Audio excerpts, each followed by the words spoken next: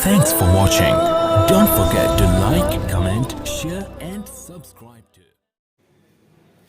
Doctor Aamir Liaquat साहब, उनके हवाला से कुछ दिनों से बल्कि कुछ अरसा से सोशल मीडिया पे बातें, तबसरे और बहुत सारी वीडियोस देखने को मिलती हैं। बार बार दोस्तों के सवाल करने पे अर्ज़ करना चाहता हूँ, चूँकि मेरा कोई ज़ाती कोई मसला किसी के साथ भी नहीं है, लेकिन दो तीन बातें हैं जो मैं अर्ज़ करना चाहता हूँ। क्योंकि मैं ये समझता हूँ कि डॉक्टर साहब माशाल्लाह बहुत ही निहायत पर्सनैलिटी हैं और बहुत ही पढ़े लिखे, निहायत ही मुहज़्ज़ब शख्सियत हैं। लेकिन जब कोई इस तरह से मुहज़्ज़ब शख्सियत, कोई इस्लामिक स्कॉलर जो है वो इस तरह की कुछ, अगर ये सच्ची बातें हैं जो सोशल मीडिया पे वायरल हो रही हैं, अगर ये सच्ची बातें हैं तो फिर बिल्कुल सरासर उन्होंने इल्म को फॉलो नहीं किया, उनके रूह तक इल्म पहुंचा ही नहीं है। अगर ऐसा है, अगर सच है, अल्लाह बेहतर जानता है क्या सच है और क्या नहीं, लेकिन मैं अपना तज्जिया और चंद एक बातें पेश करना चाहता हूँ।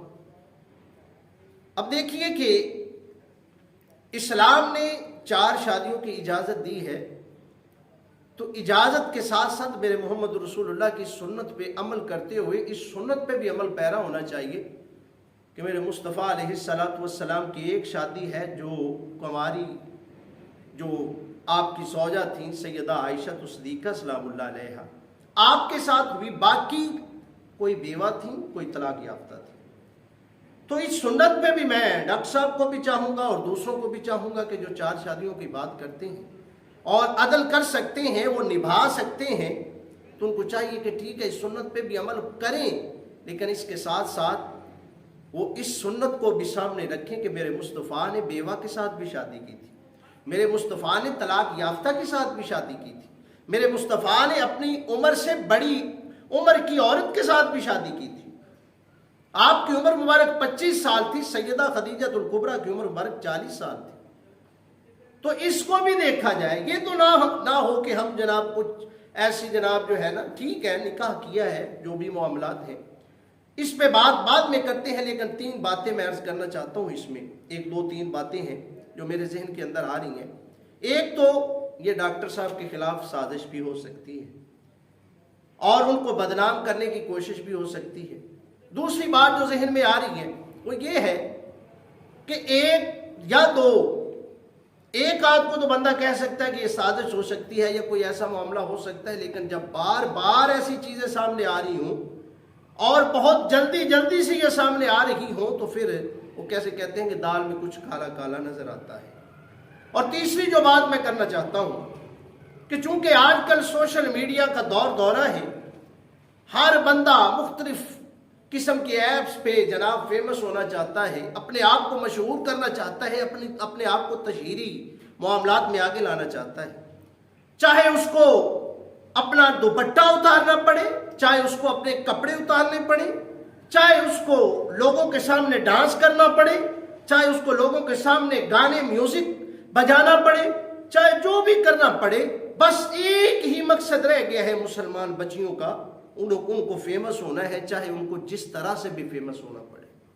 तो मैं ये समझता हूं कि ये डॉक्टर साहब का वाला जो मामला है, इसमें भी कुछ फेम का जो है ना वो सिस्टम चल रहा है कि जो भी लड़की अपने आप को फेमस करना चाहती है वो डॉक्टर साहब से चंद दिनों के लिए शादी करती है और उसके बाद कहती है कि वो नशई हैं, उसके बाद वो कहती है कि ये जुल्म व सितम करते हैं।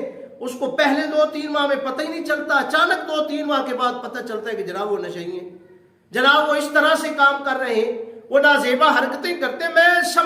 मुझे समझ से बाहर है कि एक शादीशुदा बंदा जिसने निकाह कर लिया है तो वो नाजेबा हरकत क्या कर सकता है? जब हर चीज उसके लिए हलाल और जायज हो चुकी है तो वो नाजेबा हरकत क्या होगी, इसका मुझे नहीं समझ आती। क्योंकि मुख्तलिफ जगह पर मैंने ये देखा कि नाजेबा हरकतें, वो नाजेबा हरकतें हैं क्या? जब निकाह हो गया, शादी हो गई, तो उसके बाद उसके लिए जायज और हलाल होगी औरत, तो फिर में नाजेबा हरकतों का कहां से जवाब पैदा होता है? एक बात ये जो मेरे जहन में आती है, और ये जो बात है میرے خیال سے ممکن ہے کہ یہ جھوٹ بھی ہو، ممکن ہے کہ یہ غلط بھی ہو، چونکہ ہر ایک بندے کو اپنا پوائنٹ آف ویو بیان کرنے کا حق حاصل ہے۔ تو میں بھی یہی کہنا چاہتا ہوں کہ عین ممکن ہے کہ جو بھی اس طرح سے کر رہے ہیں، جو فیمس پرسنالٹی ہے اس کے ساتھ ایسا کر رہے ہیں، تو پھر وہ اسی لیے شاید کر رہے ہوں گے کہ جناب ہم بھی فیمس ہو جائیں۔ چلو وہ ایک میں بات سنانا چاہتا ہوں آپ کو۔ ایک بندہ تھا، ایک جناب کے نام نہاد مولوی صاحب تھے۔ وہ کہتے ہیں کہ جناب بڑی کوشش کی لیکن وہ مشہور نہیں ہوئے۔ ان کو کسی نے کہا کہ تو کوئی ایسا کام کر کہ لوگوں کی توجہ تیری طرف ہو جائے۔ اس نے کہا اچھا ٹھیک ہے۔ ابھی اس نے اعلان کر دیا بھی کتا حلال ہے۔ کیا؟ کتا حلال ہے۔ جب اس نے یہ بات کہی تو جناب ہر طرف اس کا نام کہ فلاں جناب مولانا صاحب نے یہ بات کہہ دی، فلاں نے یہ کہہ دی، فلاں نے یہ کہہ دی۔ جب ہر طرف یہ پھیل گئی، سارے علماء کرام اکٹھے ہو کر اس کے پاس چلے گئے۔ کہا کہ تو نے کیسے کہا ہے؟ دلائل دے ہمیں، تو نے یہ بات کیسے کہہ دی ہے کہ جناب کتا حلال ہے؟ اس نے کہا بات کچھ اور نہیں ہے، آپ کو نہیں پتا، آنے سے پہلے بھی آپ کو پتا تھا کہ کتا حرام ہے، مجھے بھی پتا ہے کہ کتا حرام ہے۔ اس نے کہا پھر تو نے کہا کیوں؟ اس نے کہا پہلے میرا کوئی نام نہیں لیتا تھا، جب میں نے یہ کہہ دیا تو ہر زبان پہ ہی میرا نام جاری ہو گیا، ہر زبان پہ میرا نام آنا شروع ہو گیا، تو مجھے بھی کچھ ایسا ہی سلسلہ لگتا ہے۔ جو یہ کہنے والے ہیں، جو یہ کہنے والیاں ہیں کہ جناب یہ فلاں ہو گیا، فلاں ہو گیا، تو کچھ خدا کا خوف کریں کہ اپنے آپ کو فیمس کرنے کے لیے اپنی حیا کو نہ بیچیں، فیمس کرنے کے لیے اپنی عزت کو نیلام نہ کریں، اپنی آپ کو فیمس کرنے کے لیے جناب سوشل میڈیا کا استعمال نہ کریں، بلکہ اچھی طرح سے اللہ اور اس کے رسول کے احکامات کے مطابق آج چلیں، اور اللہ اور اس کے رسول کے احکامات کے مطابق چلتے ہوئے آپ یہاں پر فیمس ہونے کو چھوڑیں، اگلی جو زندگی ہے اس میں فیمس ہونے کے لیے کوشش کیجئے۔